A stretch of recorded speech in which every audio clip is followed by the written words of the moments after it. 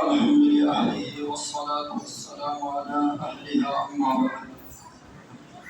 أعوذ بالله من الشيطان الرجيم. بسم الله الرحمن الرحيم. لا يمسه إلا المطهرون. وقال سيد المرسلين صلى الله عليه وسلم الدين النصيحة. الله رب العالمين দরবারে শুকরিয়া আদায় করি।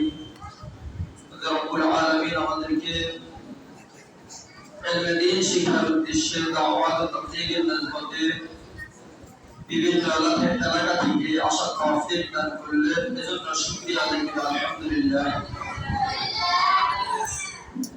কোরআনুল কারীমের ইফতিতাহি সবক এমনিতেই যে কোনো দ্বীনি মজলিস দামি হাদিসের মধ্যে বলা হয়েছে ওয়ালাযাত আলাইহিস সাকিনা আর অনেক ফজিলতের কথা বলা হয়েছে। তো সে জায়গাতে যদি কোরআনুল কারীমের দরস হয়, কোরআনুল কারীমের তাফসীর হয়, অবশ্যই নিঃসন্দেহে এটা আরো গুরুত্বপূর্ণ। সময় সংক্ষিপ্ত, আমাদের উস্তাদে মুহতারামগণ আসলে অনেক গুরুত্বপূর্ণ আলোচনা করেছেন।